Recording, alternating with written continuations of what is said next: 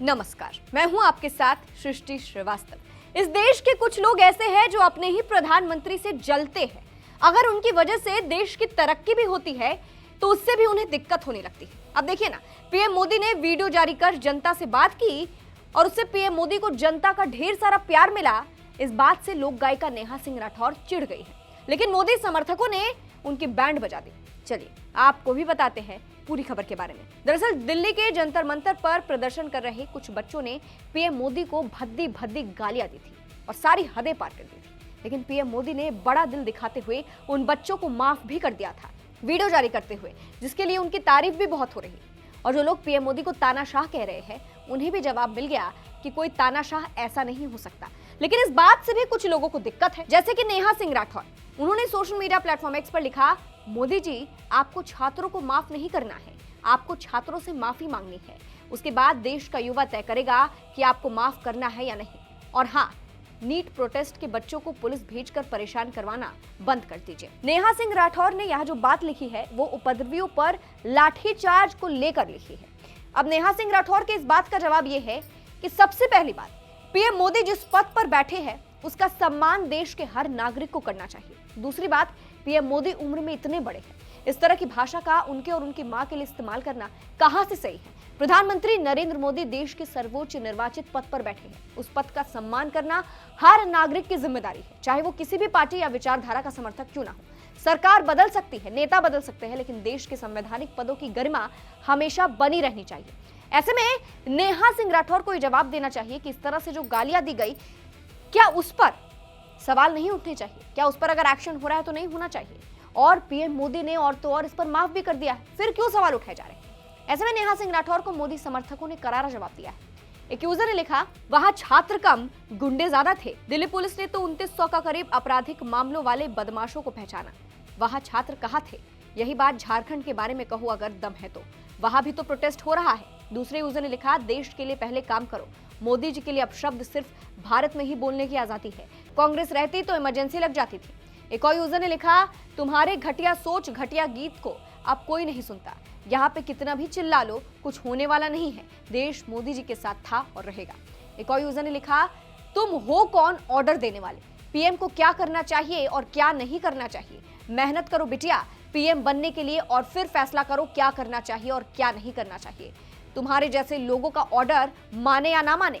एक और यूजर ने लिखा, थोड़ी अपनी कविताओं का रुख झारखंड की तरफ भी कर दीजिए तो छात्रों का भला हो जाता, या फिर मोदी विरोध में चश्मा लगाने के बाद भी कुछ दिखाई नहीं दे रहा है। तो कुछ इस तरह से मोदी समर्थकों ने नेहा सिंह राठौर की बैंड बजा दी है। फिलहाल आपको बता दें, प्रधानमंत्री नरेंद्र मोदी ने कुछ दिनों पहले एक वीडियो जारी कर उनको गाली देने वाले बच्चों को माफ करने की बात कही थी। उन्होंने कहा था कि गुमराह बच्चे हैं, इनको राह दिखाना हमारा ही काम है। फिलहाल पीएम मोदी के उसी वीडियो के साथ आपको छोड़े जा रहे हैं। इस पूरी खबर को आप कैसे देखते हैं कमेंट करके जरूर बताइएगा। नमस्कार। हाय फ्रेंड्स, आज तो मन करता है बस आपसे ही बातें करूं। जंतर मंतर पर जो कुछ भी हुआ देश और दुनिया ने देखा है। कुछ शरारती बच्चों ने भद्दी भद्दी गालियां बोली, किसी भी सभ्य समाज को शोभा न दे ऐसे शब्दों का प्रयोग किया गया। मुझे तो गालियां दी गई, मेरी स्वर्गीय माता को भी गालियां दी गई। न जाने कितना भद्दा स्वरूप था, लेकिन मैं आज बात करना चाहता हूं कि बचपन में गलतियां होती हैं और बचपन में गलतियों से सुधरने का अवसर भी होता है, और यही तो बचपना है। और इसलिए मैं समाज के अंदर जो आक्रोश है उसको भली भांति समझ सकता हूं। एक कल्चरल शॉक है कि हमारी बेटियां इस प्रकार की भाषा कैसे बोल सकती हैं, लेकिन समय है इन बच्चों को गले लगा करके राह दिखाने का। एक गुमराह बच्चे हैं, उनको राह दिखाना हमारा काम है। उनको सजा देना, अदालतों के चक्कर कटवाना, समाज में उनको प्रताड़ित करना, इससे हम परिस्थितियां नहीं बदल पाएंगे। मैं उन्हें माफ करना चाहता हूं। समाज भी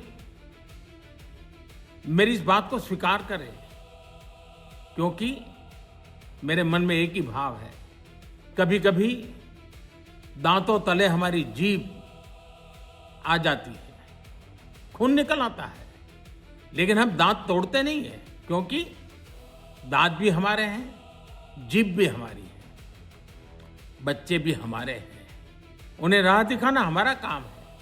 गुमराह को राह दिखाना कठिन होता है, लेकिन कठिन काम हमको करना है। और इसलिए आओ, मैं इन बच्चों को कहता हूं, बच्चों आओ, हम देश के लिए साथ मिलकर के आगे बढ़े, कुछ नया सीखें, गलतियों से भी सीखें, अपने सपनों को लेकर के चल पड़े। देश बहुत आगे बढ़ रहा है, आगे बढ़ने वाला है, और आपका भी आगे बढ़ना निश्चित हो, यही मेरा सपना है। मैं आपके लिए जीता हूं, आपके उज्जवल भविष्य के लिए खपता हूं। आओ हम मिलकर के देश को आगे बढ़ाएं। बहुत बहुत धन्यवाद दोस्तों। बस आओ, गलतियों से सीखो, आगे बढ़ो।